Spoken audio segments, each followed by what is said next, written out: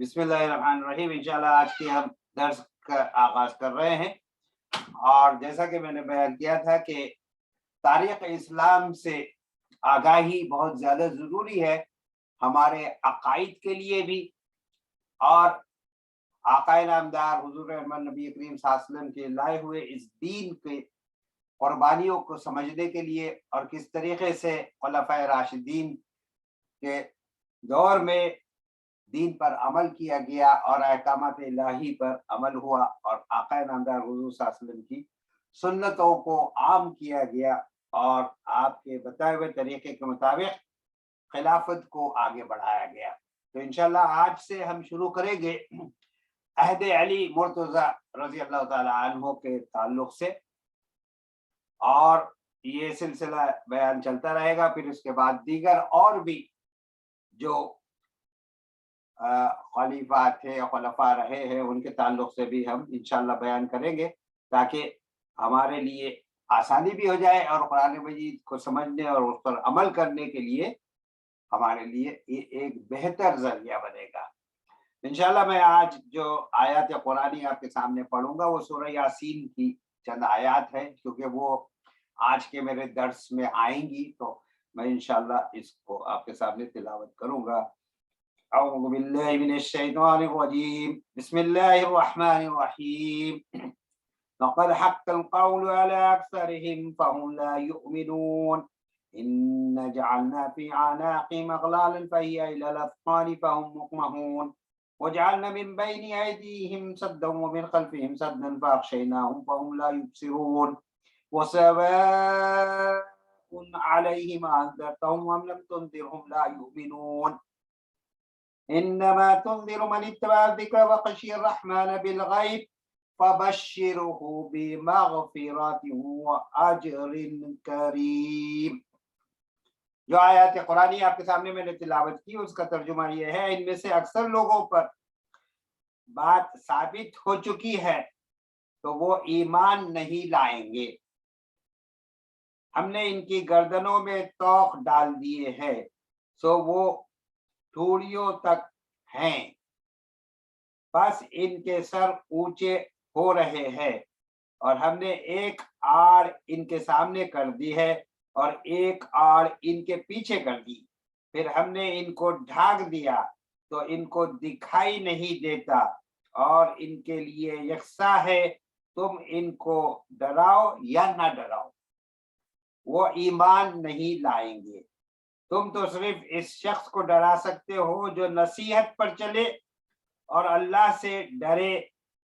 बिन देखे, यानी अल्लाह को बगैर देखे। तो ऐसे शख्स को माफी की और बाइज्जत सवाब की बशारत दे दो। तो ये आयत कुरानी थी जो मैंने आपके सामने तिलावत की, सूरह यासीन की आयत नंबर 7 से लेके आयत नंबर 11। मकसद ये था कि इंशाल्लाह अभी जो मैं आपके सामने बयान करूंगा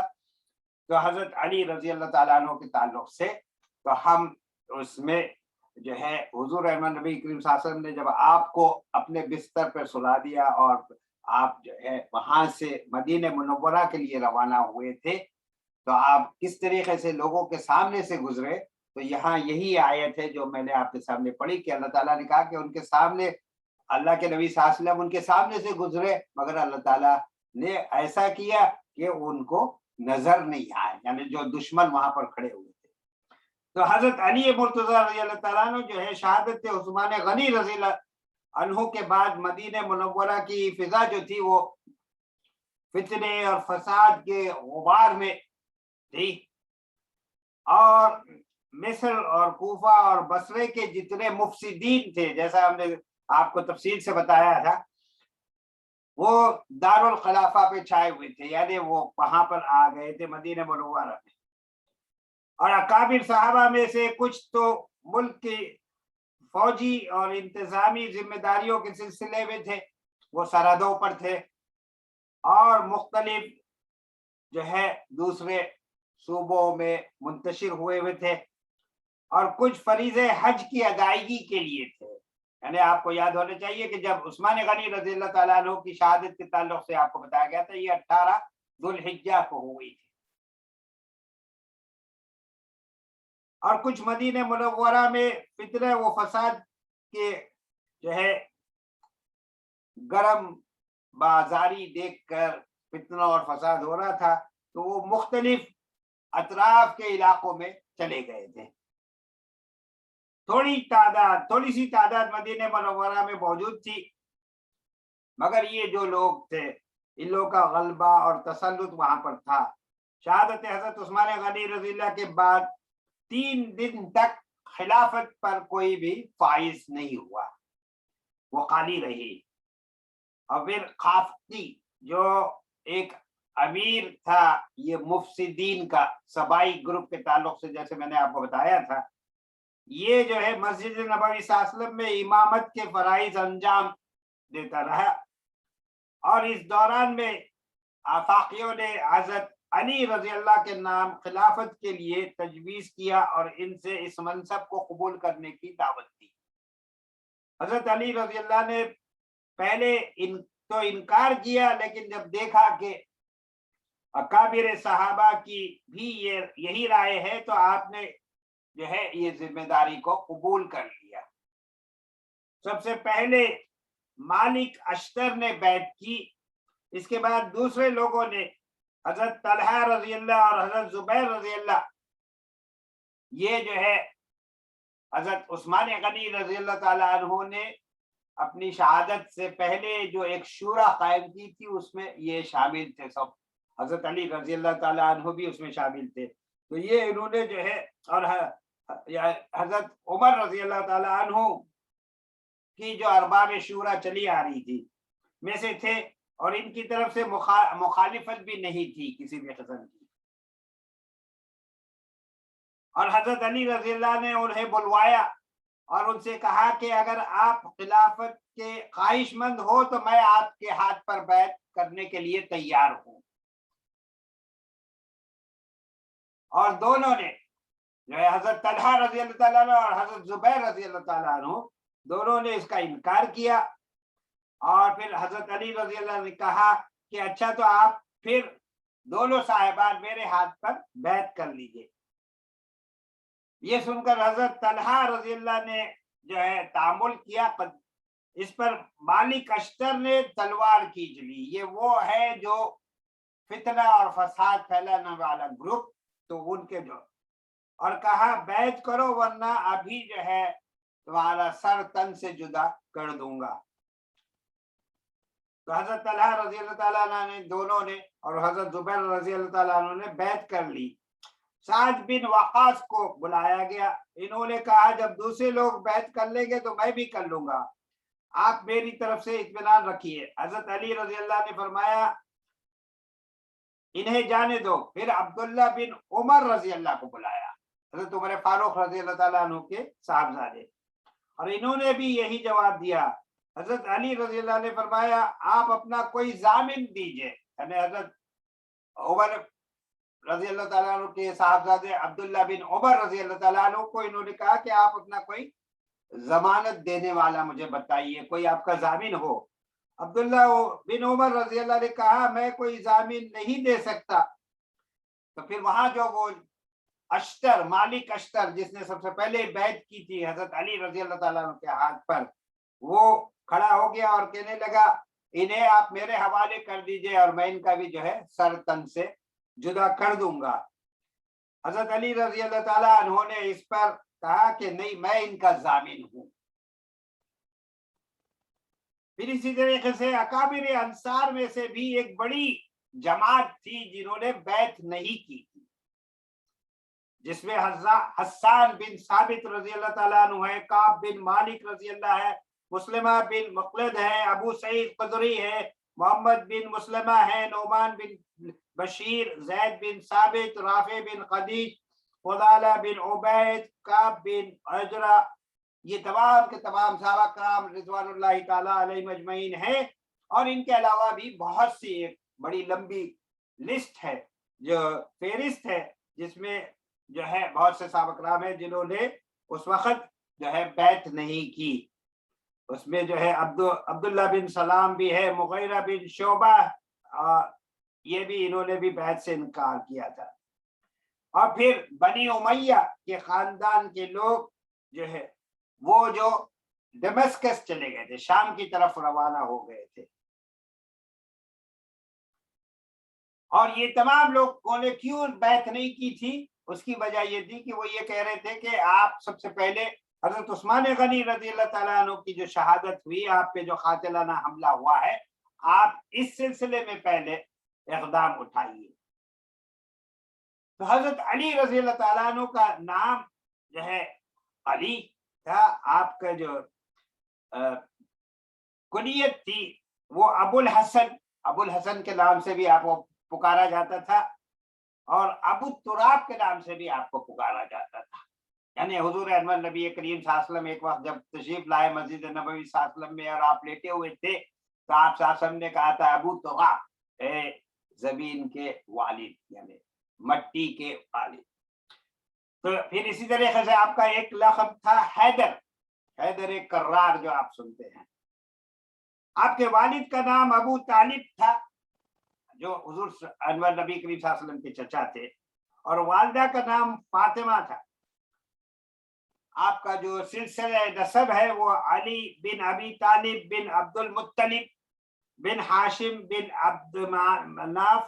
بن قصی بن کلاب بن مرہ بن کعب بن لوئی۔ آپ کو رسول اللہ صلی اللہ علیہ وسلم کے چچا زاد بھائی ہونے کا بھی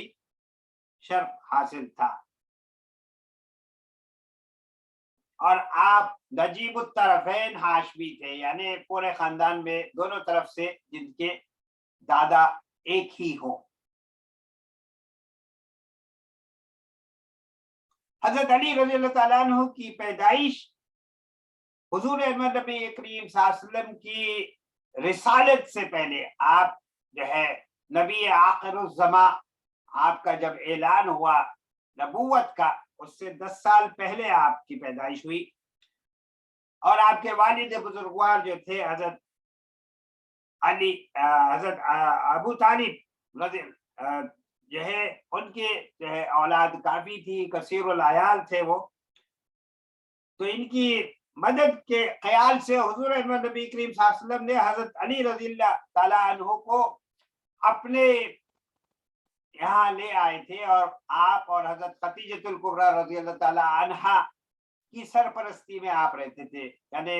ایک طریقے سے فاسٹر پیرنٹ تھے، یعنی حضور انور نبی کریم صلی اللہ علیہ وسلم اور حضرت خدیجہ الکبریٰ رضی اللہ تعالیٰ عنہا۔ تو یہ حضرت علی رضی اللہ تعالیٰ عنہ کی عمر کا 10واں سال تھا کہ رسول اللہ صلی اللہ علیہ وسلم جو ہے آپ آخری نبی اور رسالت نبوی کے عہدے سے سرفراز کیا گیا حضور انور نبی کریم صلی اللہ علیہ وسلم کو، اور ایک دن حضرت علی رضی اللہ تعالیٰ عنہ نے دیکھا کہ حضور انور نبی کریم صلی اللہ علیہ وسلم اور حضرت خدیجہ الکبریٰ رضی اللہ تعالیٰ عنہا دربار خالق کائنات میں سر بسجود ہے۔ جب یہ دونوں نے نماز سے یہ فارغ ہو گئے تو حضرت علی رضی اللہ تعالیٰ عنہ نے، کیونکہ یہ بچے تھے 10 سال کے تھے، تو انہوں نے حیرت سے پوچھا کہ آپ دونوں یہ کیا کر رہے تھے؟ رسول اللہ صلی اللہ علیہ وسلم نے فرمایا کہ ہم اللہ وحدہ لا شریک کی عبادت کر رہے تھے، اور ہم تمہیں بھی اس کی ہدایت کرتے ہیں، اور لات اور عزا یہ جو بت ہے، ان کی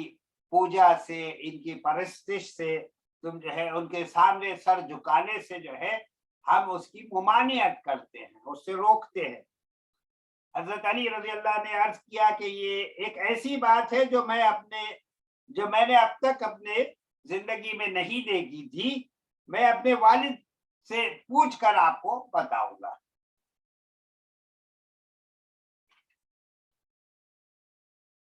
اور پھر وہ رات بھر سوچتے رہے کہ یہ کیا معاملہ ہے، اس کی طرف وہ سوچتے رہے، اور پھر جب انہوں نے جو ہے صبح میں جب اٹھے، یا پھر جب انہوں نے پوچھا اور پھر معلومات کی، اس کے بعد حضرت علی رضی اللہ تعالیٰ عنہ نے پھر جو ہے دوسرے دن صبح کو حضور انور نبی کریم صلی اللہ علیہ وسلم سے آپ کی خدمت میں حاضر ہو کے کہا کہ میں اسلام قبول کرنا چاہتا ہوں۔ تو بچوں میں آپ پہلے ہیں جنہوں نے اسلام کو قبول کیا. جب 13واں سال تھا، یعنی حضور احمد نبی کریم صلی اللہ علیہ وسلم کے دین کی تبلیغ کا کام مکہ معظمہ میں 13 سال تک چلتا رہا. تو اس وقت پھر ہجرت کا معاملہ آیا، تو 13 سال رسول اللہ صلی اللہ علیہ وسلم نے مکہ معظمہ میں تبلیغ کے اسلام کا فرض انجام دیا. مگر بہت کم لوگ تھے تعداد میں جنہوں نے اسلام کو قبول کیا تھا، اور قریش نے اس روشنی کو قبول کرنے سے انکار کر دیا تھا، بلکہ وہ اس ڈر پہ تھے کہ کسی طریقے سے اس کو کیسے جو ہے ختم کیا جائے، مکہ معظمہ سے اس کو ہٹایا جائے، اور جو ہے وہ اس پہ لگے ہوئے تھے. یعنی ان کے تمام پلان ہو رہے تھے، ہر لحاظ سے وہ اس قسم کے جو ہے مشورے کر رہے تھے آپس میں کہ کس طریقے سے نعوذ باللہ حضور احمد نبی صلی اللہ علیہ وسلم کو شہید کیا جائے. ابو جہل کی رائے کے مطابق مختلف قبیلوں کے ممتاز جوان جو تھے رسول اکرم صلی اللہ علیہ وسلم کو شہید کرنے کے لیے مامور ہو گئے. اللہ رب العزت نے اپنے نبی آخر الزمان کو کافروں کے ارادے سے مطلع کیا. اللہ تعالیٰ نے ان حضور انور نبی کریم صلی اللہ علیہ وسلم کو بتایا کہ دیکھو یہ لوگ اس در پر ہیں، اور مکہ چھوڑ کر مدینہ چلے جانے کا حکم دیا. پھر اللہ تعالیٰ نے فرمایا کہ آپ ہجرت فرمائیے اور مدینہ منورہ کے لیے روانہ ہو جائیے. جس رات حضور احمد نبی کریم صلی اللہ علیہ وسلم مدینے کے لیے روانہ ہو رہے تھے، نوجوانان قریش جو ہے وہ تلواریں لے کر حضور انور نبی کریم صلی اللہ علیہ وسلم کے آپ کے جو مکان تھا، آپ کے دولت قلعہ، آپ کے گھر کے اطراف میں جو ہے وہاں پر اطراف میں چکر لگا رہے تھے، اور تلواریں ان کے ہاتھ میں تھی، اور وہ آپ کے نقل و حرکت کی نگرانی کر رہے تھے. یعنی وہ دیکھ رہے تھے کہ کب اللہ کے نبی صلی اللہ علیہ وسلم باہر نکلیں گے اور کب ہم ان پر وار کر سکیں.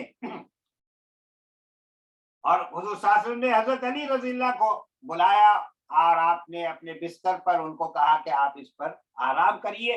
اور یہ امانتیں ہیں جو لوگ حضور انور نبی کریم صلی اللہ علیہ وسلم کے پاس رکھوایا کرتے تھے. یعنی آپ دیکھیے کہ حضور انور نبی کریم صلی اللہ علیہ وسلم کی 40 سالہ جو زندگی تھی اس سے اتنے متاثر تھے مکے کے لوگ کہ آپ کو الصادق الامین کا لقب دیا تھا، یہ القاب دیے تھے. اور جو عمرا تھے، جو امیر حضرات تھے، وہ اپنے جو ہے دولت، اپنے زیورات یا جتنی بھی جو ہے ایسی چیزیں ہوتی تھی جو امانت کے طور پر اللہ کے نبی صلی اللہ علیہ وسلم کے پاس رکھوایا کرتے تھے. تو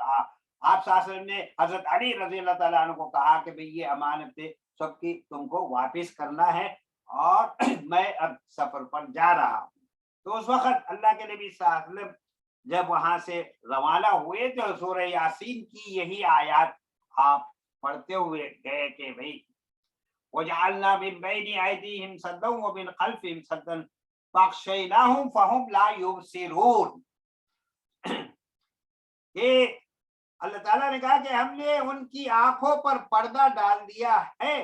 وہ اب نہیں دیکھ سکتے. یعنی اللہ کے نبی صلی اللہ علیہ وسلم ان کے سامنے سے گزر گئے، لیکن اللہ تعالیٰ نے ان کی آنکھوں کو اندھا کر دیا تھا. ان کے پاس روشنی تھی مگر وہ دیکھ نہیں سکتے تھے کہ حضور انور نبی کریم صلی اللہ علیہ وسلم ان کی آنکھوں کے سامنے سے تشریف لے جا رہے ہیں.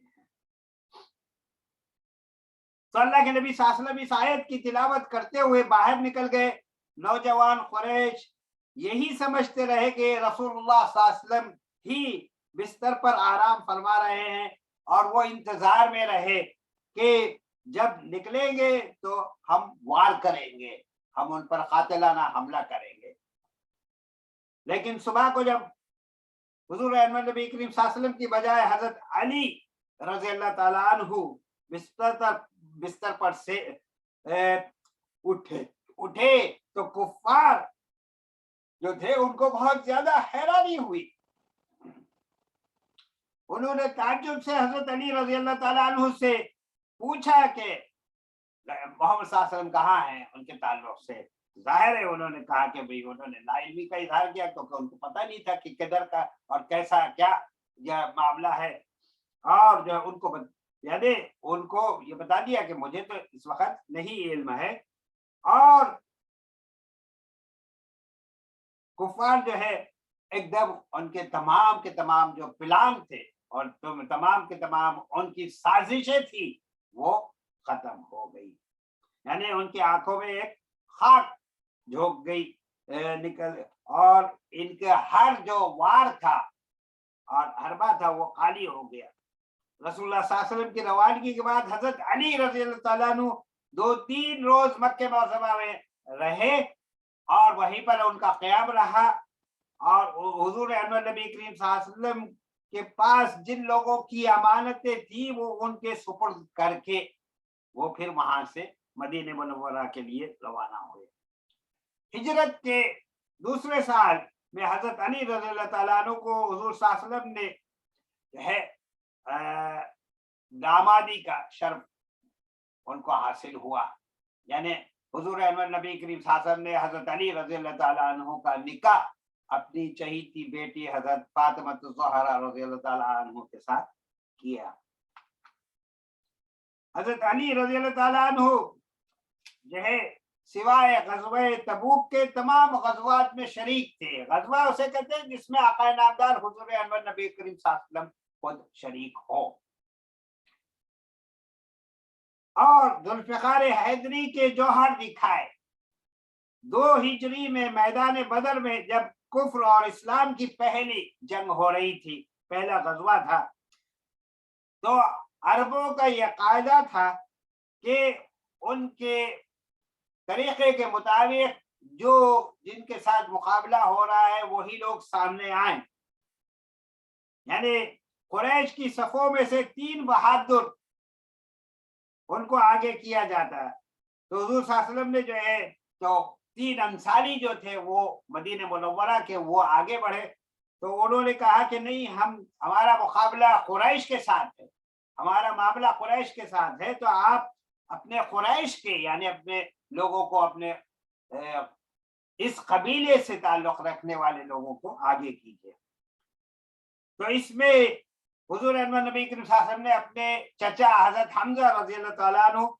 اور آپ کے داماد حضرت علی رضی اللہ تعالیٰ عنہ اور حضرت عبیدہ رضی اللہ تعالیٰ عنہ کو میدان میں بھیجا، اور حضرت حمزہ رضی اللہ عنہ نے اپنے حریف عتبہ کو قتل کر دیا، اور حضرت علی رضی اللہ نے ولید کو جو ہے اور عبیدہ رضی اللہ تعالیٰ عنہ جو تھے جو شعبہ کی تلوار سے وہ زخمی ہو گئے تھے، لیکن حضرت علی رضی اللہ تعالیٰ عنہ جب یہاں پر فارغ ہوئے دوسرے کو قتل کر کے، تو آپ نے جو ہے دوسرا جو ان پر حملہ کر رہا تھا اس کا بھی قتل کر دیا۔ اسی طریقے سے 3 ہجری کو جنگ احد ہوئی، جس میں بعض مسلمانوں کے اجتہادی غلطی، جس کے تعلق سے سورہ آل عمران میں آپ پڑھ سکتے ہیں آیات قرآنی، تو جو فتح تھی وہ شکست میں بدل گئی تھی، اور پھر اس کے بعد اللہ تعالیٰ نے مسلمانوں کو پھر فتح عطا فرمائی تھی۔ تو اس لڑائی میں یہ مشہور ہو گیا تھا کہ حضور انور نبی کریم صلی اللہ علیہ وسلم شہید ہو گئے ہیں، اس لیے بڑے بڑے جو جانباز مسلمانوں کے حوصلے تھے وہ پست ہو گئے، مگر حضرت علی رضی اللہ تعالیٰ عنہ ان فدائیوں میں سے تھے کہ وہاں پر یہ تھا نا کہ صحابہ کرام کی زندگی یہ تھی کہ وہ کہتے تھے آقا نامدار حضور انور نبی کریم صلی اللہ علیہ وسلم کی خدمت میں حاضر ہوتے اور یہ کہتے کہ اللہ کے نبی صلی اللہ علیہ وسلم آپ پر ہمارے والدین کی جانب قربان ہو، آپ نے اتنا پیارا دین ہم کو سکھایا ہے اور وہ طریقہ زندگی بتایا ہے جس کے ذریعے سے ہمارا تعلق اللہ کے ساتھ جڑ گیا ہے۔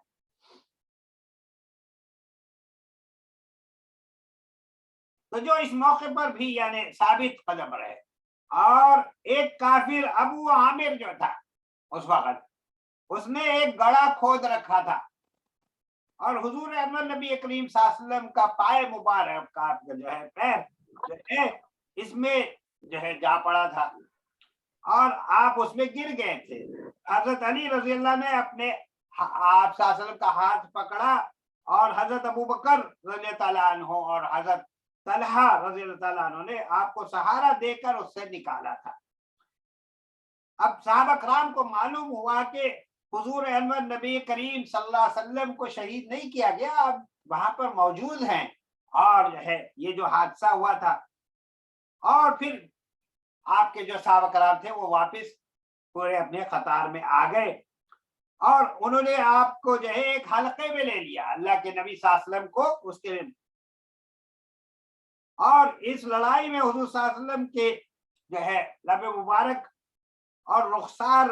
پر انور زخمی ہو گئے تھے، اور ایک دانت بھی شہید ہو گیا تھا۔ حضرت علی رضی اللہ نے اپنی ڈھال میں بھر بھر کر آپ جاتے اور پانی لاتے اور حضور انور نبی کریم صلی اللہ علیہ وسلم کے لیے تو وہ دیتے۔ حضرت فاطمہ الزہرا رضی اللہ تعالی عنہا آپ کی جو ہے بیٹی کو، دختر نیک اختر حضور صلی اللہ علیہ وسلم کی پیاری بیٹی، اور وہ آپ کا جو ہے چہرہ وغیرہ دھوتی اس سے، اور زخم کو دھو کر پٹی اس پر آپ نے باندھی۔ حضرت علی رضی اللہ تعالیٰ عنہ کو اس دوران میں جنگ احد میں کوئی 17 زخم آ گئے تھے۔ اسی طریقے سے 5 ہجری میں مدینہ منورہ کے ارد گرد بسنے والے یہودیوں کی سازش سے کفار قریش کے ایک لشکر عظیم نے مدینے کو آ گھیرا، تو حضور انور نبی کریم صلی اللہ علیہ وسلم نے شہر کی حفاظت کے لیے خندق کھدوائی، اور جا بجا بہادر صحابہ کو متعین کیا کہ وہ کافروں کو اندر گھسنے کا موقع نہ دے، اور اس غزوے میں حضرت علی رضی اللہ تعالیٰ عنہ نے شمشیر حیدری کے جوہر دکھائے آپ کے تلوار کے ذریعے سے۔ غزوہ خندق میں کامیابی کے بعد حضرت صلی اللہ علیہ وسلم نے یہودیوں کے فتنے کی طرف توجہ کی، جو ایک آستین کے سانپ کی طرح تھا، کیونکہ وہ یہودی وہیں رہتے تھے مدینہ منورہ میں، اور انہوں نے معاہدہ کیا تھا حضور انور نبی کریم صلی اللہ علیہ وسلم کے ساتھ کہ ہم کسی قسم کی کوئی جنگ نہیں کریں گے، لیکن پھر یہ ان مکے والوں کے ساتھ اور وہ مشرکین اور کفار کے ساتھ مل گئے اسلام کے خلاف، اور آپ نے بنو قریظہ پر فوج کشی کی، اور اسی پر جو ہے اور حضرت علی رضی اللہ تعالیٰ عنہ کے سپرد یہ کام کیا، اور آپ ہی کو جو ہے آپ نے جو ہے الجیش کا جو افسر تھا، اس مقدمت الجیش جسے کہتے ہیں، اس میں آپ کو حضرت علی رضی اللہ تعالیٰ عنہ کو اس کا نگران بنایا، اس کے لیے افسر بنایا گیا۔ بنو قریظہ کی جو ہے آپ نے ان کے جو یہودیوں کا تھا وہ قوم، ان کو آپ نے گھیرے میں لے کر اس پر قبضہ کر لیا ان کے علاقے پر، اور ان کے صحن میں آپ کا ان کا جو قلعہ تھا وہاں پر حضرت علی رضی اللہ تعالیٰ عنہ نے اپنے وہاں پر نماز ادا کی۔ پھر 6 ہجری میں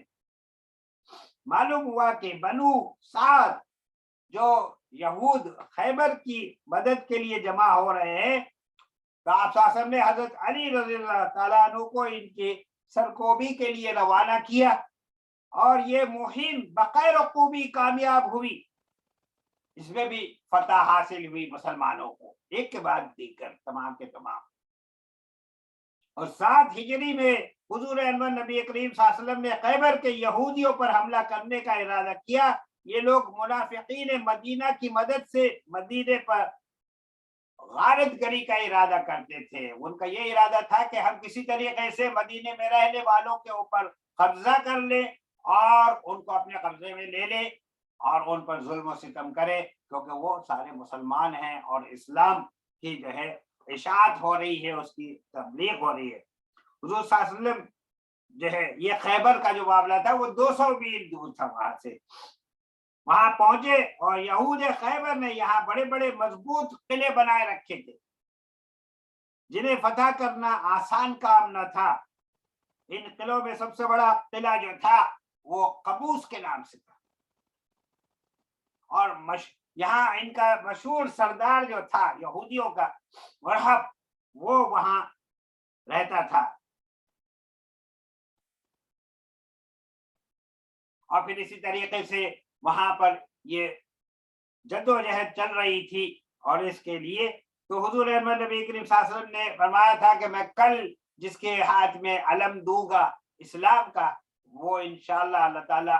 اس کو فتح بھی عطا فرمائے گا۔ تو دوسرے دن حضور صلی اللہ علیہ وسلم نے حضرت علی رضی اللہ کو طلب فرمایا اور آپ کو علم عطا کیا، اور حضرت علی رضی اللہ نے حیرت انگیز شجاعت کے ساتھ مرحب اور اس کے بھائی کو جو ہے خاک و خون میں جو ہے ظاہر ہے اس کا قتل ہو گیا اور وہ تباہ ہو گیا۔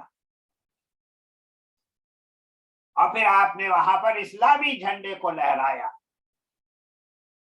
8 ہجری میں فتح مکہ اور پھر غزوہ حنین میں حضرت علی رضی اللہ پیش تھے۔ فتح مکہ کے موقع پر علم اسلام جو تھا، اسلام کا جو جھنڈا تھا، حضرت علی رضی اللہ تعالیٰ عنہ کے ہاتھ میں تھا، اور غزوہ حنین میں آپ ان کے ثابت قدم صحابہ میں تھے جن کے جو ہے جو تلواریں تھی انہوں نے جو ہے اس کو اسلامی قوت کے ذریعے سے، شجاعت کے ذریعے سے ان کو ہر قسم کے جو ہے شکست سے محفوظ کر لیا،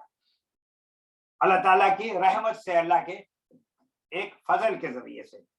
9 ہجری میں شام کے جو عیسائی بادشاہ دمشق کے حملے کی خبر سن کر حضور صلی اللہ علیہ وسلم جو ہے وہ تبوک کی طرف، غزوہ تبوک کی طرف جائے، لیکن مدینے میں جو ہے کسی بھی قسم کے کوئی مشکلات نہ ہو اور اس کا اندیشہ تھا، تو اللہ کے نبی صلی اللہ علیہ وسلم نے سب کی حفاظت کے لیے اہل بیت کی، ازواج مطہرات کی، بچوں کی اور دیگر جتنے بھی وہاں پر رہنے والے ہیں ان سب کی، حضرت علی رضی اللہ تعالیٰ عنہ کو مدینے میں ہی روک دیا تھا، آپ کو وہاں پر اس کے لیے چھوڑ دیا گیا تھا۔ اور پھر اس میں منافقین جو تھے انہوں نے ایک عجیب بات اس وقت پھیلا دی تھی کہ حضرت علی رضی اللہ کو تان دیا کرتے تھے، تان، اور ان کے ساتھ جو ہے یہ کہا کرتے تھے کہ حضور صلی اللہ علیہ وسلم نے انہیں اس غزوے میں کیوں نہیں شامل کیا، حالانکہ وہ جانتے تھے کہ حضور احمد نبی کریم صلی اللہ علیہ وسلم نے آپ کو یہ ذمہ داری دی تھی۔ تو اسی طریقے سے آپ دیکھیں گے کہ یہ میں مختصر واقعات آپ کے سامنے لا رہا ہوں، انشاءاللہ اگر آئندہ ہم جب تفصیل میں جائیں گے تو اس میں پورے مکمل تفصیل کے ساتھ ان غزوات کے تعلق سے پھر میں بیان کروں گا۔ پھر 9 ہجری میں مسلمانوں کے اہتمام سے پہلا جو حج ہوا، یعنی سورہ توبہ کی آیات آپ جو پڑھتے ہیں، برات، آیات برات جسے کہا جاتا ہے،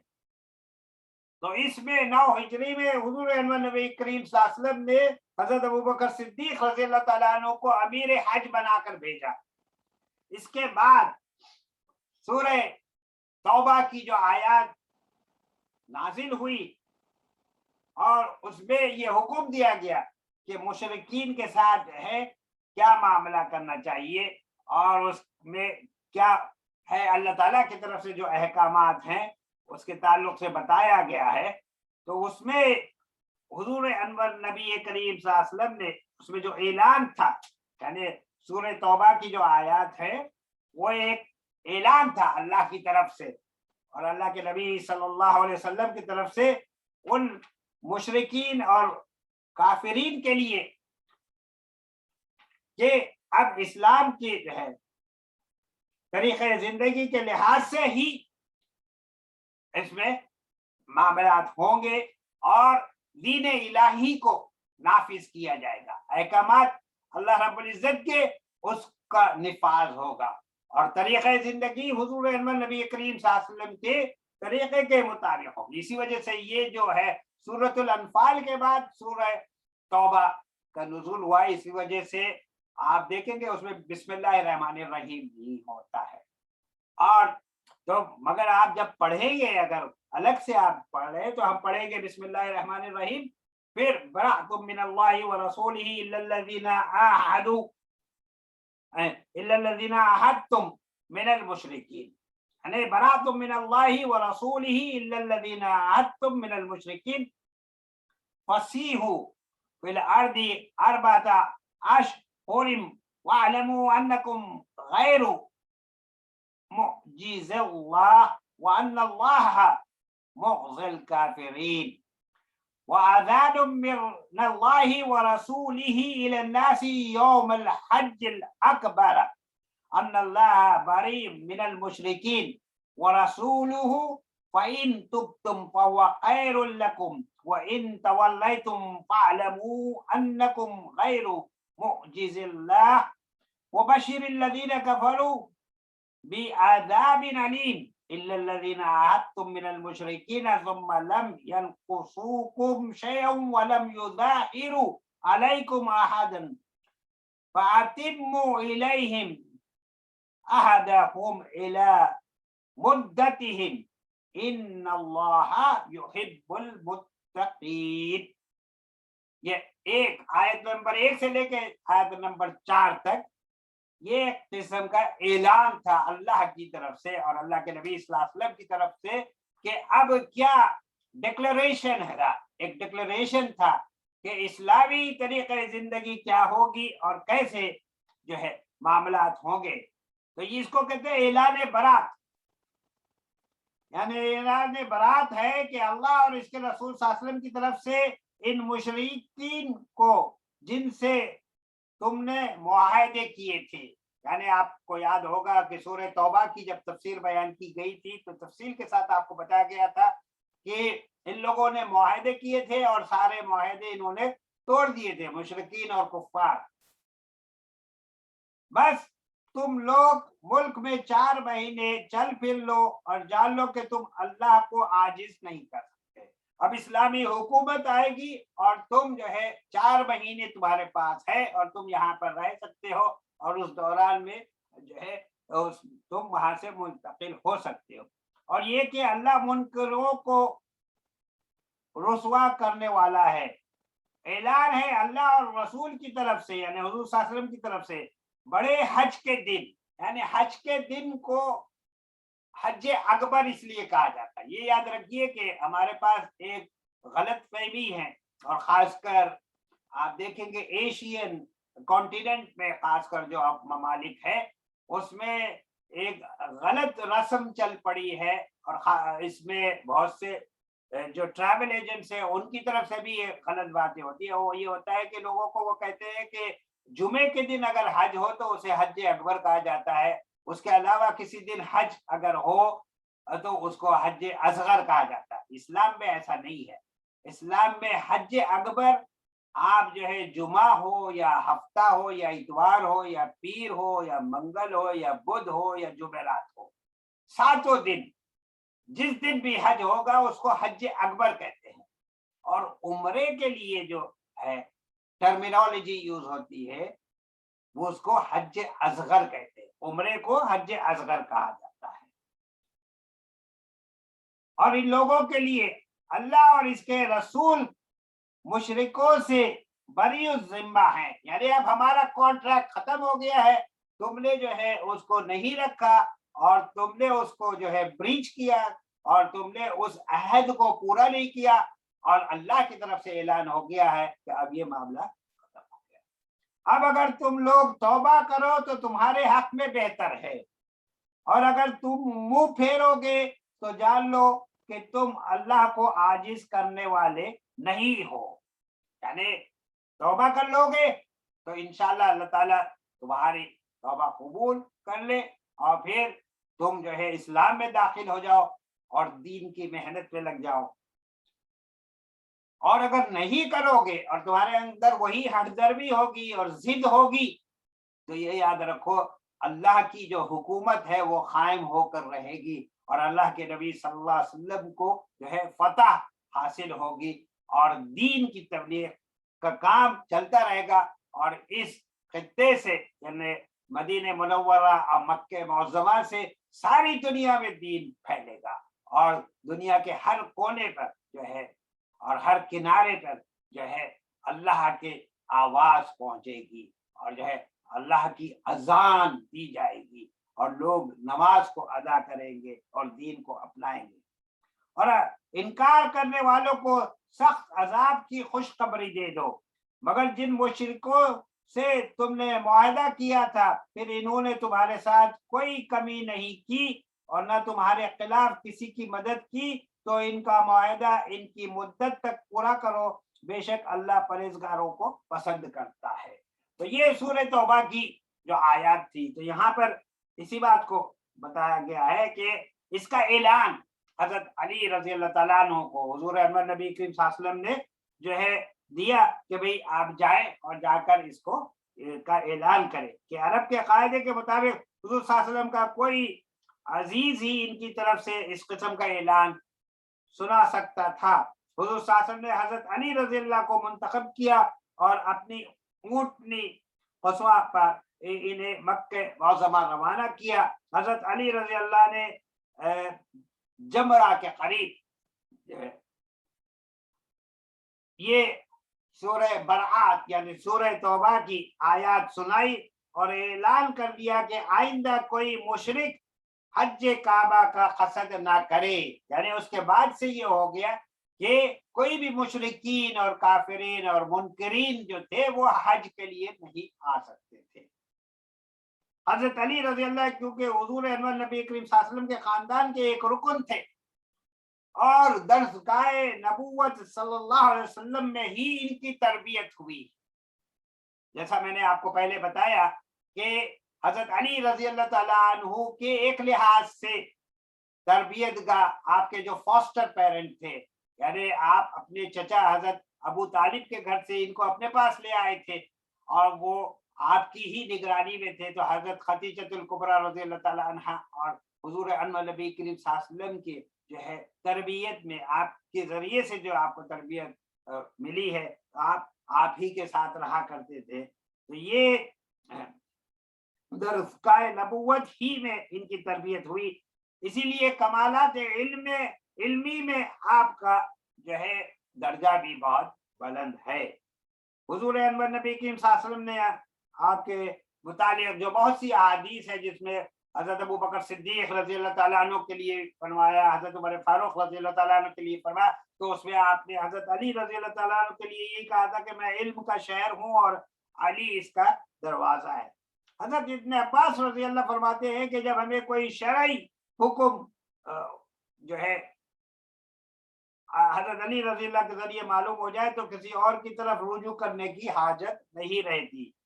حضور انور نبی کریم صلی اللہ علیہ وسلم کے زمانے میں آپ جو ہے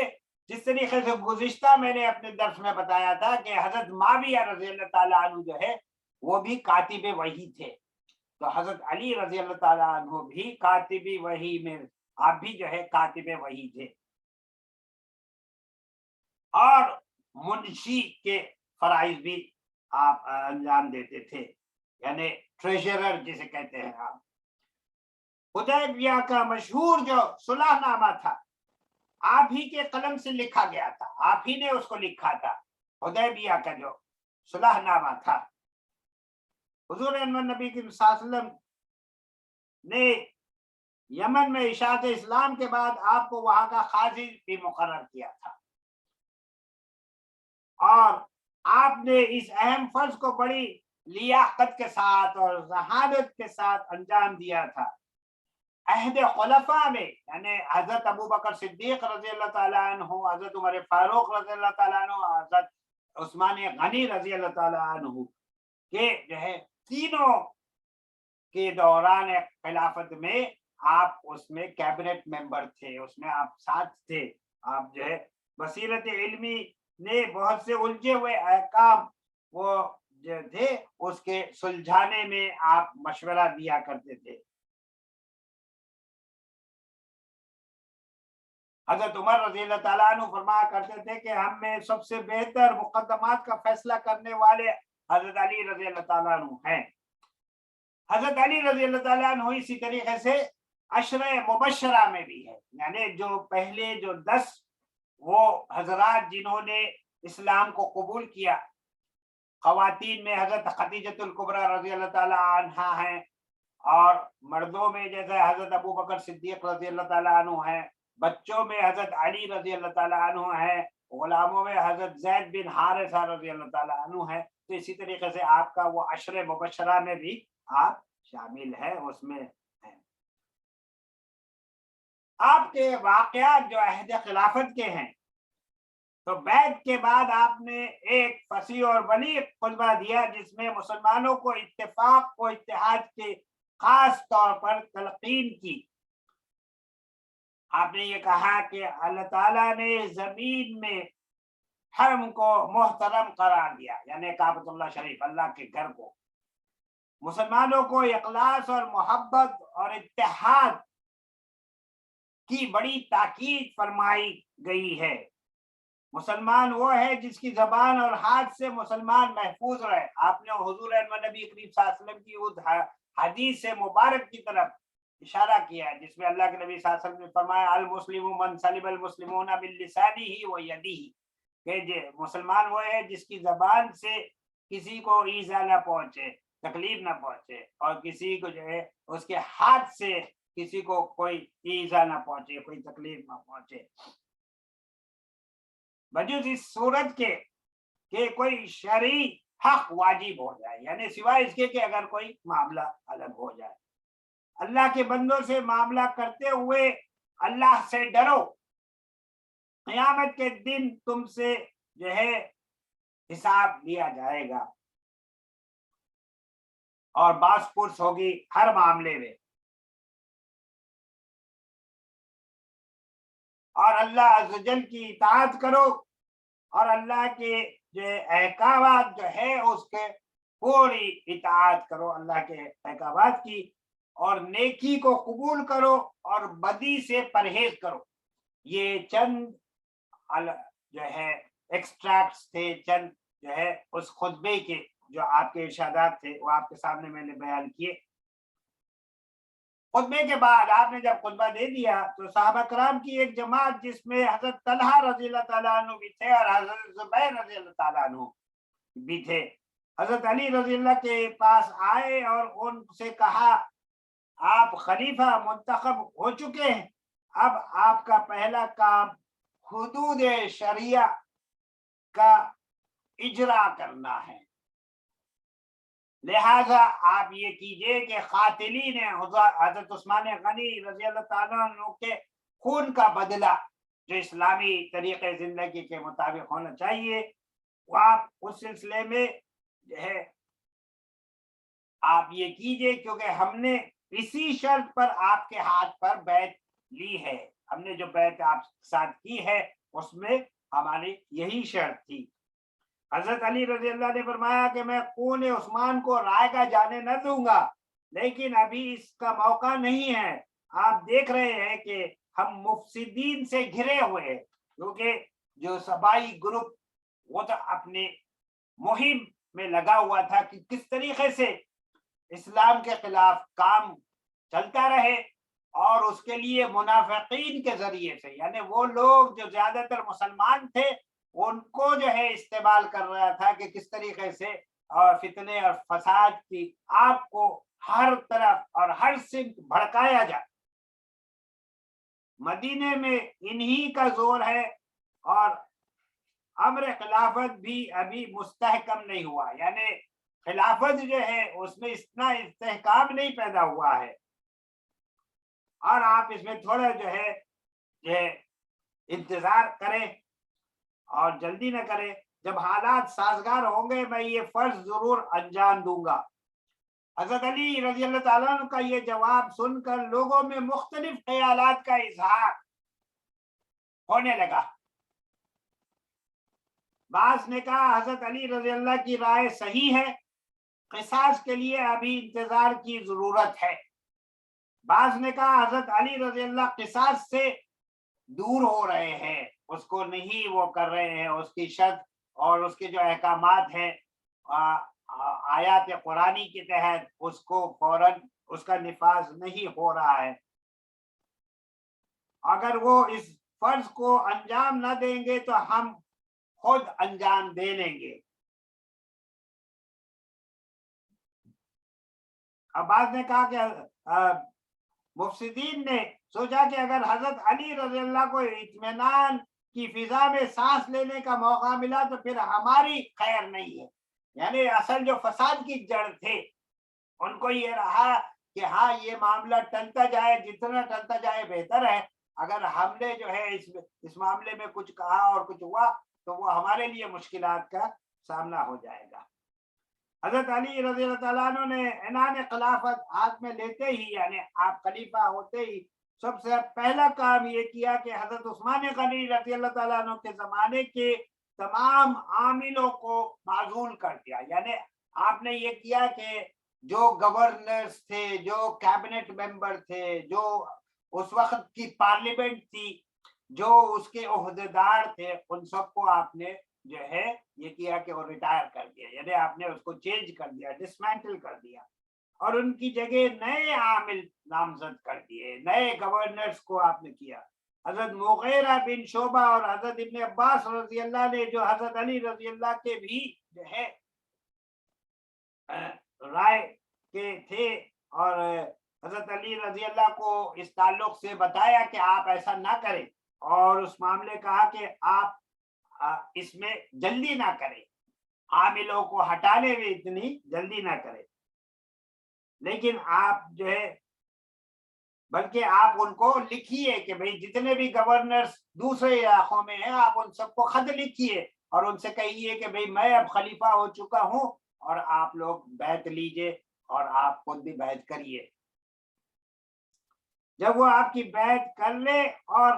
جو ہے امر خلافت مستحکم ہو جائے تو آپ انہیں معزول کر سکتے، کیونکہ جب آپ کی بیعت ہو جائے گی ہر جگہ اور پھر اس کے بعد پھر آپ ان کو جو ہے ہٹائیں گے اپنے ان کے عہدے سے تو بہتر رہے گا. اگر آپ نے ابھی ان کو جو ہے ہٹا دیا تو وہ آپ کی خلافت کو تسلیم کرنے ہی سے انکار کر دیں گے. یہ بھی ہو سکتا ہے کہ وہ گورنرز جو ہے آپ کی خلافت کو تسلیم نہ کریں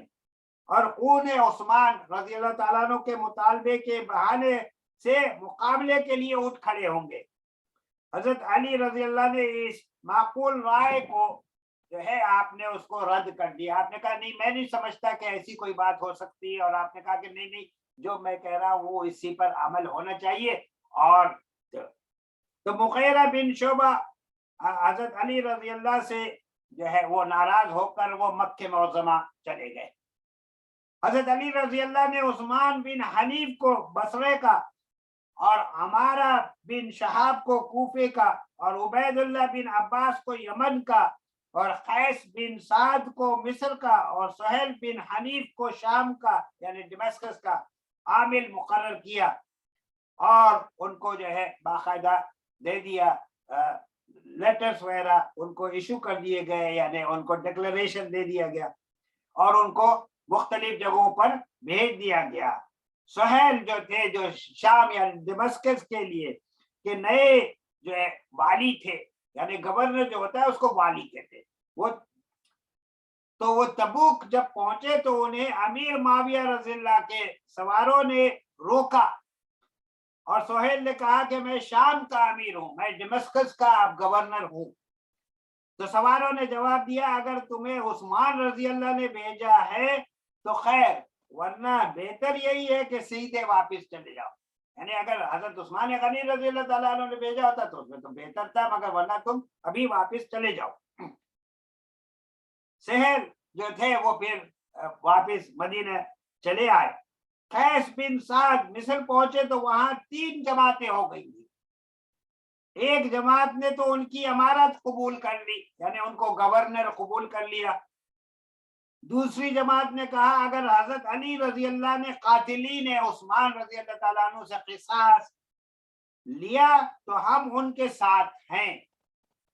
اور تیسری جماعت نے کہا اگر حضرت علی رضی اللہ نے قاتلین عثمان سے جو ہمارے عزیز ہیں یعنی رشتہ داری ہے، ان کی رشتہ داری اعرابی ہے،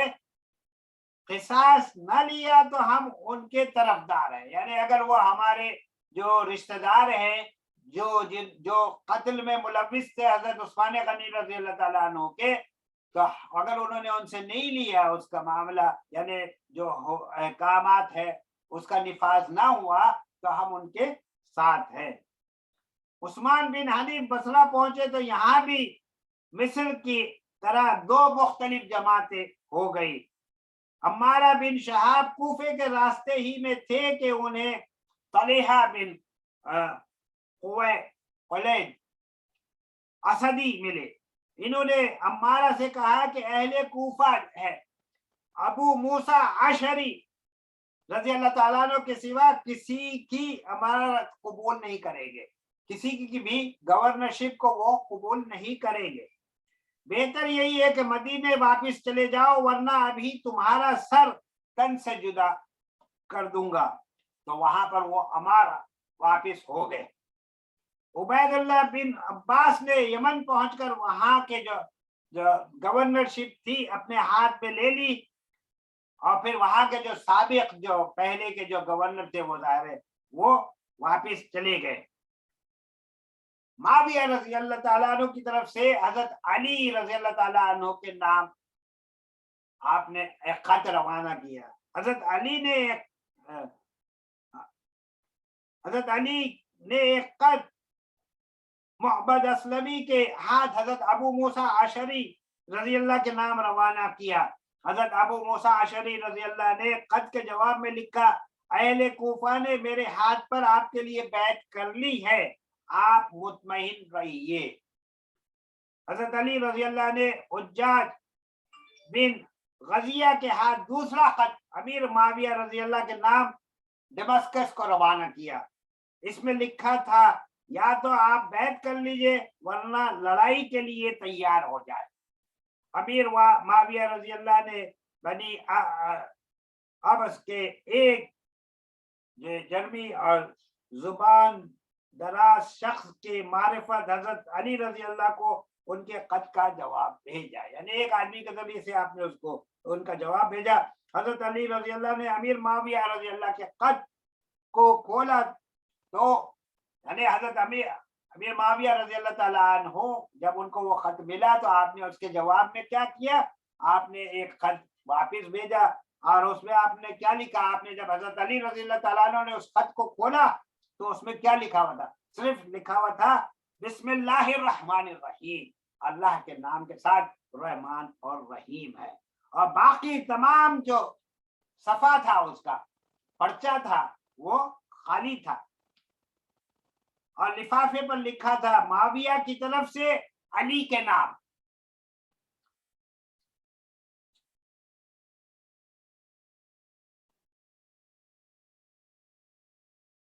तो इसी तरीके से जो वो अबसी कासिद था वो जो है उसने कहा कि हजरत मैंने शाम में 50,000 ऐसे लोग देखे हैं जिनको मैंने छोड़ा है वहां पर,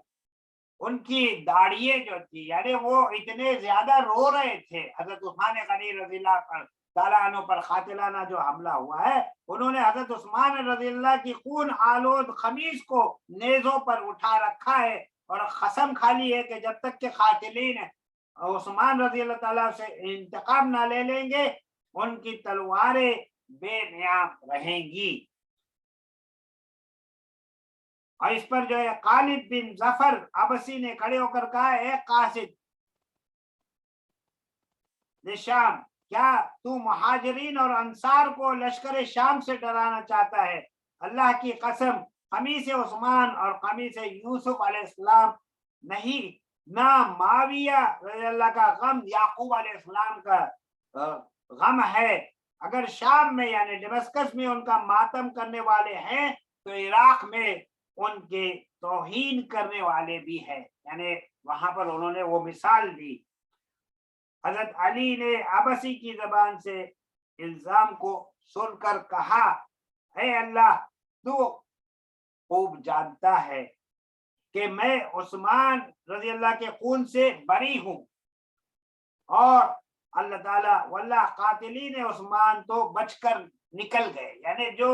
हजरत उस्मान गनी रजी अल्लाह ताला अन्हु पर जिन्होंने हमला किया वो बचकर निकल गए। अबसी कासिद जब शाम को वापस जाने लगा तो हामियान अली ने इसे मार डालना चाहा, मगर अहले मदीना में से उसके हम कबीला लोगों ने उसकी जान बचा ली, क्योंकि जब उन्होंने ये सुना कि इस तरीके से वाकयात हो रहे हैं तो वो उनकी जान लेना चाहते थे। حضرت معاویہ رضی اللہ کے اس جواب سے حضرت علی رضی اللہ کو یقین ہو گیا کہ معاملہ آسانی سے طے ہونے والا نہیں، چنانچہ انہوں نے امیر معاویہ سے مقابلے کی تیاریاں شروع کر دی، اور امام حسن رضی اللہ نے اپنے والد بزرگوار کو جنگ سے گریز کرنے اور خلافت سے دستبردار ہو جانے کا مشورہ دیا، مگر حضرت علی رضی اللہ تعالیٰ عنہ نے اسے قبول نہیں کیا۔ یعنی آپ کے جو صاحبزادے، بڑے صاحبزادے حضرت امام حسن رضی اللہ تعالیٰ عنہ، انہوں نے اپنے والد محترم حضرت علی رضی اللہ تعالیٰ عنہ سے کہا کہ بجائے اس کے کہ آپس میں مسلمانوں میں جنگ ہو، اور آپ بہتر یہ ہے کہ آپ اپنے خلافت سے دستبردار ہو جائے، وہ زیادہ بہتر ہوگا، لیکن انہوں نے وہ بات نہیں مانی۔ جس زمانے میں حضرت عثمان غنی رضی اللہ تعالیٰ عنہ شہید ہوئے ہیں، حضرت عائشہ صدیقہ رضی اللہ تعالیٰ عنہ فریضہ حج کی ادائیگی کے سلسلے میں مکہ معظمہ میں تشریف رکھتی تھی۔ حج سے فارغ ہو کر وہ مدینہ منورہ واپس آ رہی تھی کہ راستے میں اس حادثے کی خبر ان کو ملی۔ حضرت عائشہ رضی اللہ مکہ معظمہ لوٹ آئی، وہیں پر وہ واپس آ گئی، اور وہاں ایک مجمع جمع ہو گیا تھا۔ آپ نے اس میں ایک تقریر فرمائی، یعنی آپ نے ایک خطبہ دیا کہ اے لوگوں، مختلف مقامات کے لوگوں نے مدینے کے غلاموں کی مدد سے عثمان رضی اللہ تعالیٰ عنہ کو شہید کر دیا۔ ان کی یہ حرکت بہت بڑا ظلم ہے۔ ان مفسدین نے عثمان رضی اللہ پر کچھ الزامات لگائے، جب وہ انہیں ثابت نہ کر سکے تو انہوں نے ان کو جو ہے اس کے خلاف ان کو قدر برپا کر دیا، یعنی وہ انہوں نے یہ جنگ کر دی، ان کا قتل کر دیا، جس خون کو اللہ نے حرام کر دیا تھا۔ یعنی ایک مسلمان پر مسلمان کا خون حرام ہے، اسے بہایا، اور بلد حرم میں یعنی مسجد نبوی صلی اللہ علیہ وسلم، یعنی کعبۃ اللہ شریف کے بعد جو ہے آپ جو نمازیں ادا کریں گے مسجد نبوی صلی اللہ علیہ وسلم میں، تو اس کا بھی بہت آپ کو اجر ملے گا۔ اور شہر حرام یعنی ماہ ذی الحجہ میں بہایا، جس مال کو ہاتھ لگانا انہیں حرام تھا اسے لوٹا، اور وہاں سے پھر انہوں نے مال بھی لوٹا۔ اللہ کی قسم، عثمان رضی اللہ کی ایک انگلی ان بلوائیوں کی ایک دنیا سے زیادہ محترم ہے۔ مکے کے عامل عبداللہ بن حضرمی یہ تقریر جو تھی وہ سن کر وہ بولے کہ سب سے پہلے خلیفہ مظلوم کے قصاص کے معاملے میں آپ کا مددگار ہوں۔ عبداللہ بن عامر سابق جو ہے وہ والی تھے، یعنی وہ گورنر تھے بصرہ کے، اور اسی طریقے سے یعلا بن مینا سابق والی یمن بھی مکہ معظمہ آ گئے، اور حضرت عائشہ صدیقہ رضی اللہ کی جماعت میں شریک ہو گئے، اور بنی امیہ کے کچھ لوگ مدینے سے بھاگ کر مکہ معظمہ آ گئے۔ یہ سب بھی حضرت عائشہ صدیقہ رضی اللہ تعالیٰ کے جھنڈے کے نیچے جمع ہو گئے۔ ان میں سعد بن عاص، ولید بن عقبہ اور مروان بن حکم بھی شامل تھے۔ حضرت زبیر اور حضرت طلحہ بھی مدینے سے مکہ چلے آئے تھے۔ یہ رضی اللہ حضرت عائشہ رضی اللہ کو مدینے کی تازہ حالات معلوم ہوئے، اور ان کے عزم اور انتقام میں مزید پختگی پیدا ہو گئی۔ انہی حضرات نے حضرت عائشہ رضی اللہ کو بصرہ جا کر مالی اور فوجی مدد حاصل کرنے کا مشورہ بھی دیا۔ حضرت عائشہ صدیقہ رضی اللہ کے اثر و رسوخ کی وجہ سے مکہ معظمہ کے 1,500 اشخاص ان کے حکم کی تعمیل کے لیے کھڑے ہو گئے۔ یہ یاد رکھیں، حضرت عائشہ صدیقہ رضی اللہ تعالیٰ عنہ جو ہے وہ امت کی ماؤں میں سے ہیں، امہات المومنین، اور آپ درس دیا کرتی تھی احادیث نبوی صلی اللہ علیہ وسلم کا، اور انشاءاللہ ہم آئندہ کے اپنے جو دروس ہوں گے اس میں ازواج مطہرات کی بھی جو ہے ان کی بھی زندگی کے تعلق سے تفصیل کے ساتھ بیان کریں گے، اور اس کو شروع کریں گے حضرت خدیجۃ الکبریٰ رضی اللہ تعالی عنہا کے سلسلے سے انشاءاللہ۔ اور ضروری تیاریوں کے بعد لشکر بصرہ کی طرف روانہ ہو گیا۔ راستے میں جن لوگوں کو یہ معلوم ہوا کہ ام المومنین خلیفہ مظلوم حضرت عثمان غنی رضی اللہ تعالیٰ عنہ کے انتقام کے لیے جا رہی ہیں، وہ بھی اس میں شامل ہو گئے۔ تو بہت جلد یہ جو تعداد تھی وہ بڑھتی چلی گئی، 3000 سے زیادہ ہو گئی۔ اس زمانے میں حضرت عبداللہ بن عمر بھی مکے ہی میں تھے، بعض لوگوں نے ان سے بھی شرکت کی درخواست کی مگر آپ نے منظور نہ کیا، بلکہ اپنی بہن ام المومنین حضرت حفصہ کو بھی روک دیا۔ تو حضرت عائشہ صدیقہ رضی اللہ تعالیٰ عنہا کی جو ہے بصرہ کی جو روانگی ہوئی، یعنی یہ لشکر جب بصرہ کے لیے قریب پہنچا تو حضرت عائشہ صدیقہ رضی اللہ نے عثمان بن حنیف کو، جو حضرت علی رضی اللہ تعالیٰ عنہ کی طرف سے بصرہ کے گورنر تھے، والی تھے، ابھی جو میں نے آپ کو تفصیل بتائی تھی حضرت علی رضی اللہ تعالیٰ عنہ نے جو گورنرز اپوائنٹ کیے تھے اور کس طریقے سے ان کو بھیجا گیا تھا، اپنی آمد کی اطلاع دی۔ عثمان بن حنیف نے عمران بن حسن اور ابو الاسود 2 شخصوں کو حضرت عائشہ صدیقہ رضی اللہ کے پاس بھیجا کہ آنے کی غرض معلوم کرے۔ عمران اور وہ اسود جو تھے انہوں نے حضرت عائشہ صدیقہ رضی اللہ کی خدمت میں حاضر ہو کر تکلیف آپ کے آنے کی وجہ پوچھی۔ تو آپ نے فرمایا میرا مقصد یہ ہے کہ مفسدین حرم نبوی صلی اللہ علیہ وسلم میں عثمان غنی رضی اللہ تعالیٰ عنہ کا خون بہا کر جو فساد پھیلایا گیا ہے اس سے مسلمانوں کو آگاہ اور اس فساد کی اصلاح کے متعلق جو ان کی ذمہ داریاں ہیں ان سے خبردار کروں۔ میرے آنے کا مقصد یہاں پر یہی ہے۔ پھر یہ دونوں قاصد جو تھے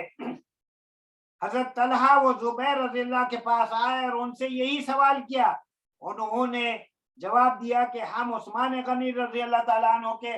خون ناحق کا بدلہ لینے کے لیے نکلے ہیں۔ قاصدوں نے پوچھا کہ کیا آپ دونوں صاحبان نے حضرت علی رضی اللہ کے ہاتھ پر بیعت نہیں کر لی ہے؟ انہوں نے جواب دیا لیکن ہم سے بزور شمشیر یعنی تلوار کے ذریعے سے بیعت لی گئی، پھر ہم اس بیعت کو بھی نہ توڑیں گے اگر حضرت علی رضی اللہ تعالیٰ عنہ قاتلین عثمان رضی اللہ سے انتقام لیتے ہیں یا ہمیں ان سے انتقام لینے دیتے ہیں، دونوں صورتوں میں ہم اس بیعت پر قائم رہیں گے۔ اس گفتگو کے بعد یہ دونوں قاصد عثمان بن حنیف کے پاس گئے اور انہیں کل حالات سے مطلع کیا۔ عثمان بن حنیف نے پختہ ارادہ کر لیا کہ وہ حضرت علی کی طرف سے مدد پہنچنے تک اپنی پوری قوت کے ساتھ جو ہے اس کی مدافعت کریں گے۔ انہوں نے ایک جلسہ منعقد کیا تاکہ اہل بصرہ کو مقابلے کے لیے آمادہ کریں۔ اس جلسے میں قیس نامی ایک شخص نے تقریر کرتے ہوئے کہا کہ بھائیو، طلحہ اور زبیر یعنی دونوں جو ہے صحابہ کرام کے تعلق سے اور ان کے ساتھی اگر مکہ معظمہ سے اپنی جان بچانے کے لیے بصرہ آئے ہیں تو یہ غلط ہے، کیونکہ مکے میں تو کوئی جانوروں کو بھی نہیں ستاتا، اور اگر خون عثمان کا قصاص لینے کے لیے آئے ہیں تو ہم قاتلین عثمان ہے نہیں، لہذا ان لوگوں کا مقابلہ کر کے انہیں لوٹا دیں گے۔ یعنی انہوں نے اس طریقے سے تقریر کی کہ جس طریقے سے لوگوں کو ایک طریقے سے بتایا گیا کہ اگر یہ یہاں آئے ہیں تو پھر ہم ان کو واپس لوٹا دیں گے۔ مکہ معظمہ میں جو ہے ایک ایسا ماحول ہوتا ہے کہ وہاں پر کسی پہ ظلم نہیں کیا جاتا ہے۔ یہ تقریر سن کر اسود بن سری جو تھے وہ کھڑا ہوا اور اس نے کہا ان دونوں میں سے ایک بات بھی نہیں ہے، تم جو دونوں باتیں کہہ رہے ہو یہ دونوں باتوں میں سے کوئی بھی بات نہیں ہے۔ یہ لوگ اس لیے آئے ہیں کہ قاتلین عثمان رضی اللہ کے مقابلے میں، خواہ وہ ہمارے عزیز ہوں یا غیر، ہمیں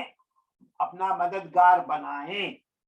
جلسے میں اس موافق اور مخالف راویوں کے اظہار سے عثمان بن حنیف کو یہ اندازہ ہو گیا کہ بصرہ میں حضرت طلحہ اور زبیر رضی اللہ تعالیٰ عنہ کے مددگار بھی کافی تعداد میں موجود ہیں۔ اور پھر اس کے بعد عثمان بن حنیف اپنے ساتھیوں کو لے کر بصرہ سے باہر نکلے اور مقام مربد کے بائیں جانب قیام کیا۔ ادھر حضرت عائشہ صدیقہ رضی اللہ تعالیٰ عنہ اپنے لشکر کو لے کر آگے بڑھی اور مربد کے دائیں جانب، دوسری جانب آپ وہاں پر رہے۔ اور پھر وہاں پر جو ہے جب دونوں لشکر آمنے سامنے سفارہ ہو گئے تو حضرت عائشہ رضی اللہ کے لشکر میں سے جو ہے افسر میمونہ، حضرت طلحہ اور افسر میسرہ حضرت زبیر نکلے اور اپنے ساتھیوں کو خطاب کر کے حضرت عثمان رضی اللہ تعالیٰ عنہ کے فضائل بیان کیے اور ان کے خون ناحق کا بدلہ لینے کی ترغیب دی۔ پھر حضرت عائشہ صدیقہ رضی اللہ تعالیٰ نے خود تقریر شروع کی، حضرت عثمان رضی اللہ کی بے گناہی اور مفسدین کے ظلم و ستم کو بیان کیا اور ان سے انتقام لینے کو ضروریات دین میں سے قرار دیا۔ حضرت عائشہ صدیقہ رضی اللہ کی تقریر کچھ ایسی مؤثر تھی کہ فریق مخالف کے آدھے نوجوان ان سے آ ملے، یعنی دوسری جانب جو لوگ تھے انہوں نے جب حضرت عائشہ صدیقہ رضی اللہ تعالی عنہا کی تقریر سنی تو اتنا اثر ہوا کہ وہ بھی ان کے ساتھ آ کر شامل ہو گئے، یعنی وہ بھی اس بات میں راضی ہو گئے کہ واقعی جو ناحق قتل ہوا ہے حضرت عثمان غنی رضی اللہ تعالیٰ عنہ کا، اور اس کا قصاص کا معاملہ شریعت اسلامی کے لحاظ سے جو نہیں ہوا ہے، ہم اس میں آپ کا ساتھ دیں گے۔ حضرت عائشہ صدیقہ رضی اللہ تعالیٰ نے یہ سوچ کر کہ شاید یہ نصیحت سے کام چل جائے گا، انہوں نے یہی سوچا کہ بھئی اب معاملہ صحیح ہو جائے گا اور معاملہ نصیحت کے ذریعے سے صحیح ہو جائے گا۔ اپنے آدمیوں کو واپس بلا لیا اور لڑائی کو روک دیا، لیکن حکیم بن جبلہ جو بصرہ میں عبداللہ بن سبا کا ایجنٹ تھا، ایک دستہ فوج لے کر آگے بڑھے اور حضرت عائشہ صدیقہ رضی اللہ کے لشکر پر حملہ کر دیا۔ حضرت عائشہ صدیقہ رضی اللہ نے حکم دیا کہ صرف اس میں اپنا پروٹیکشن کیا جائے، ڈیفنس کیا جائے، مدافعت کی جائے، کسی کو مارا نہ جائے، کسی کا قتل نہ ہو۔ کچھ دیر تک لڑائی جاری رہی، آخر تاریکی شب نے تلواروں کی چمک پر پردہ ڈال دیا۔ رات جب ہوئی، دوسرے دن صبح کو حکیم بن جبلہ اور عثمان بن حنیف دونوں نے لڑنے کے لیے نکلے، دوسری طرف سے بھی مدافعت ہوئی، اور دن ڈھلتے عثمان نے اس شرط پر صلح کر لی کہ معلوم کیا جائے طلحہ اور زبیر رضی اللہ نے جبرن بیعت کی ہے یا رضامندی سے۔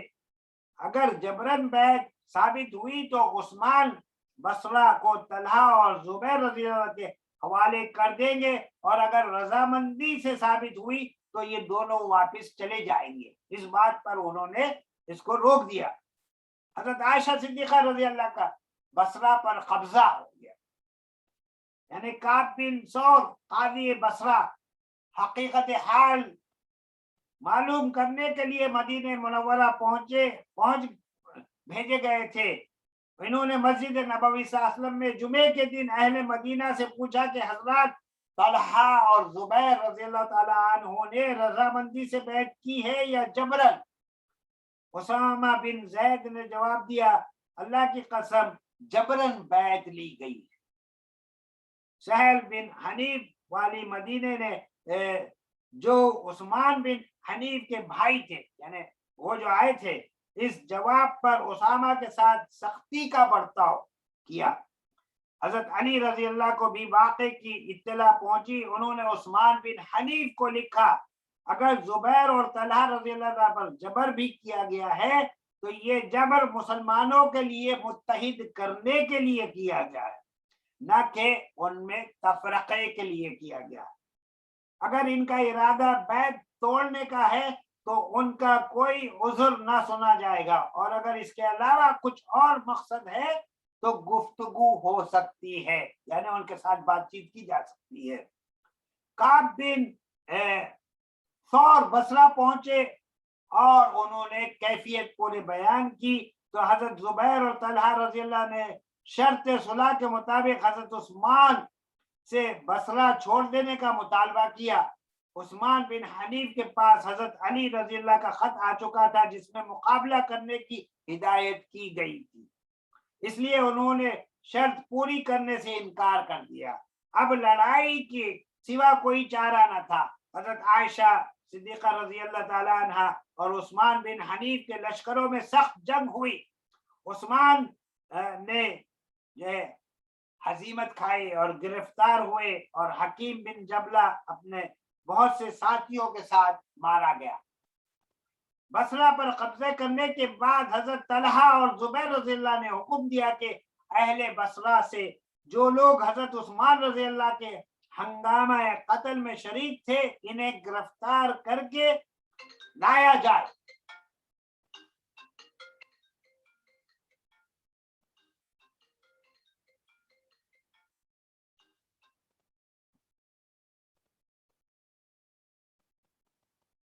اب آپ نے جو ہے یعنی ان کو گرفتار کر کے لایا جائے، اور مختلف قبیلوں کے بہت سے آدمی گرفتار کر کے لائے گئے، اور جب ان پر جرم ثابت ہو گیا تو انہیں قتل کیا گیا۔ کچھ لوگ جنہیں بھاگنے کا موقع مل گیا وہ وہاں سے بھاگ گئے، اور یہ واقعہ جو ہے اگر آپ تاریخ کی کتابوں میں پڑھیں گے تو یہ واقعہ 24 ربیع الاخر یعنی ربیع الثانی جسے ہم کہتے ہیں نا، اور 36 ہجری میں ہوا، پیش آیا۔ پھر حضرت معاویہ رضی اللہ کا خط موصول ہونے کے بعد حضرت علی رضی اللہ نے ان سے مقابلے کی تیاریاں وہ کر رہے تھے کہ انہیں حضرت عائشہ صدیقہ رضی اللہ کی روانگی بصرہ کی خبریں ملی۔ اب آپ نے شام کا جو ہے قصد کر لیا، ارادہ ملتوی کر کے عراق کا ارادہ کر دیا، اور اہل مدینہ کو شرکت کی دعوت دی۔ اکابر صحابہ میں سے جو لوگ مدینہ منورہ میں موجود تھے ان کے لیے یہ بات سخت تھی، بہت مشکل تھی کہ امیر المومنین حضرت علی رضی اللہ تعالیٰ عنہ اور حضرت ام المومنین امت کی ماں حضرت عائشہ صدیقہ رضی اللہ تعالیٰ عنہ یہ جو ہے آپس میں جنگ ہو رہی ہو، معرکہ آزمائی ہو، اور مسلمانوں کی تلواریں آپس میں ہی ٹکرا رہی ہو، یعنی بجائے اس کے کافرین اور مشرکین اور منکرین کے مسلمانوں کی تلواریں ایک دوسرے کے لیے ٹکرا رہی ہو۔ تو بہت سے جو انصار اور مہاجرین تھے وہ آئے حضرت علی رضی اللہ تعالیٰ عنہ کے پاس، اور اس ارادے سے انہوں نے کہا کہ آپ بہتر ہے آپ پیچھے ہٹ جائے، ایسا نہ ہو تو بہتر ہوگا۔ حضرت سعد بن وقاص رضی اللہ تعالیٰ عنہ نے کہا اے امیر المومنین مجھے تو صرف وہ تلوار چاہیے جو مسلم اور کافر میں امتیاز کرے، اگر آپ مجھے ایسی تلوار دیتے ہیں تو میں آپ کے رفاقت کے لیے تیار ہوں، ورنہ مجھے معذور سمجھیے، یعنی اگر آپ ایسی تلوار دیں گے تو میں آپ کے ساتھ ہوں، ورنہ میں ایسی جنگ میں کوئی حصہ نہیں لینا چاہتا جس میں آپس میں مسلمان ایک دوسرے سے لڑائی کر رہے ہیں۔ حضرت عبداللہ بن عمر رضی اللہ نے کہا میں اللہ کی قسم دیتا ہوں جس بات کو میرا دل نہیں مانتا آپ مجھے اس پر مجبور نہ کیجیے، یعنی میرا دل نہیں مانتا کہ مسلمانوں میں اس طریقے سے تلواریں اٹھیں اور آپس میں جنگ ہو۔ محمد بن مسلمہ نے کہا کہ رسول اللہ صلی اللہ علیہ وسلم نے مجھے حکم دیا کہ جب تک کافروں سے مقابلہ ہو میں اپنی تلوار کو کام میں لاؤں، اور جب مقابلہ مسلمانوں سے ہو تو میں اسے احد کی چٹان پر مار کر ٹکڑے ٹکڑے کر دوں۔ تو میں کل जाऊंगा ओहद के पहाड़ी पर और अपनी तलवार के टुकड़े टुकड़े कर दूंगा। उसामा बिन जैद ने कहा, इस काम में मुझे शिरकत से बाज रखिए, मैं अल्लाह से अहद कर चुका हूं कि किसी ला इलाहा इल्लल्लाह कहने वाले से जंग न करूंगा। और अश्तर नकई को जब इन साहबा कराम की इस गुफ्तगू का इल्म हुआ तो उसने हजरत अली रज़ी अल्लाह से कहा, आप इन लोगों को कैद क्यों नहीं कर देते? हजरत अली रज़ी अल्लाह ने फरमाया, मैं इन्हें इनकी राय के खिलाफ मजबूर नहीं करना चाहता, इनकी जो राय है वो ठीक है, मैं उसके खिलाफ इनको मजबूर नहीं करूंगा।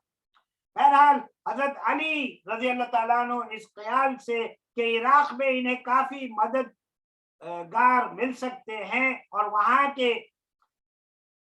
बैतुल माल में भी जो है माल भी है और दूसरे और भी चीजें वहां मौजूद हैं और वो बहुत कुछ वहां पर है वहां के बैतुल माल में, तो अपनी राय पर कायम रहे और आखिर रबीउल अव्वल 36 हिजरी में अपनी जमीयत को लेकर बसरा की तरफ रवाना हो गए। अब्दुल्ला बिन सबा और उसकी जमात के अफराद भी हजरत अली रज़ी अल्लाह के लश्कर में शामिल थे। हजरत अली की तजवीज ये थी कि हजरत जुबैर रज़ी अल्लाह ताला अन्हु और तलहा रज़ी अल्लाह से पहले बसरा में दाखिल हो जाएं, लेकिन मकाम में ज़ीक़ार पर पहुंचकर आपको मालूम हुआ कि हजरत जुबैर रज़ी अल्लाह ताला अन्हु और तलहा रज़ी अल्लाह ताला अन्हु बसरा पर काबिज हो गए हैं। अब आपने इसी मकाम पर जो है पड़ाव डाल दिया, वहीं पर फिर आप जो है ठहर गए, वहीं पर आपने फिर पड़ाव डाल दिया। तो इंशाल्लाह हम आगे के जो वाकयात हैं अहले कूफा और उसमें मामला क्या हुए और फिर इसके बाद जो है हमारे जो बयान होंगे मसालेहत की क्या कोशिश हुई है और सबाई जो फिरका था इनकी साजिशें क्या थी और मसालेहत में क्या नाकामी हुई और जंगे जमल, ये तमाम ये वाकयात इसके जो है बयान करेंगे इंशाल्लाह। और फरीकैन की जंग की तैयारियां, इन तमाम पर इंशाल्लाह हमारा आइंदा जो बयान होगा इन तमाम उन्वानात पर हम बयान करेंगे। और फिर आखिरी कोशिश सुलह की क्या हुई और फैसला कुन जंग क्या हुई इस ताल्लुक से, और ये तमाम अहदनामे क्या हुए इंशाल्लाह आइंदा के अपने दर्स में हम बयान करेंगे। आइंदा इतवार को जो दर्स होगा वो तो हमारा जो माहाना तफसीरुल कुरान का दर्स होता है वो होगा इंशाल्लाह सूरतुल अहज़ाब का, और फिर उसके बाद वाले इतवार से फिर ये सिलसिला बयान हमारा अहले कूफा के ताल्लुक से शुरू हो जाएगा और इसमें आपको पूरी तफसील बयान की जाएगी हजरत अली रज़ी अल्लाह ताला अन्हु की खिलाफत की, आपके अहद खिलाफत की, और उसमें क्या क्या मामलात हुए और क्या क्या जो है मुश्किलात का सामना करना पड़ा और कैसे मामलात आगे बढ़ते रहे। तो वाक़िरु दावाना अनिल हम्दुलिल्लाहि रब्बिल आलमीन। जज़ाकल्लाह खैर। इंशाल्लाह तो अगर जी तमाम हजरात तैयार है तो आइंदा इतवार का जो हमारा जो दर्स है वो भी फिर हम यही वक्त पे शुरू कर देंगे 10:30 पे हमारे इंशाल्लाह। सब बोलिए भाई, सब लोग एग्री करते हैं? जी जी इंशाल्लाह हमारे जो दर्स कुरान जो तफसीरुल कुरान है आइंदा इतवार को भी इंशाल्लाह इसी वक्त पर होगी। जज़ाकुमुल्लाह खैर। इंशाल्लाह। वो शमीम सिद्दीकी साहब होस्ट रहेंगे उसके इंशाल्लाह नेक्स्ट मंथ, उनकी तरफ से है, तो फिर इंशाल्लाह मैं उनको इन्फॉर्म कर देती हूँ वैसे। इंशाल्लाह जी बेहद शुक्रिया जी। हमारे जो गुज़िश्ता इतवार को हमने दुआ की थी, हमारे एक जो रिश्तेदार साजिद सिद्दीकी बीमार थे हैदराबाद में, तो उनके इंतकाल कल हो गया था और तदफीन भी हो गई। अल्लाह ताला उनकी मग़फ़िरत फरमाए। और फिर हमारे जो और एक जो रिश्तेदार हैं कनाडा में असद अली, वो भी बीमार हैं, अल्लाह ताला उनको भी मग़फ़िरत फरमाए। और जितने भी जो है रिश्तेदार हाज़रीन और हाज़रात सबके दोस्त अहबाब रिश्तेदार جو جہاں جہاں بھی بیمار ہیں ان سب کو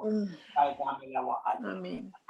انشاءاللہ پھر دعا کریں. الحمدللہ رب العالمین والصلاة والسلام علی سید المرسلین. اللهم ربنا آتنا في الدنيا حسنة وفي الآخرة حسنة وقنا عذاب النار. قنا عذاب المرض، قنا عذاب القبر، قنا عذاب السكرات، قنا عذاب القبر، قنا عذاب الحشر، قنا عذاب الميزان، قنا عذاب النار.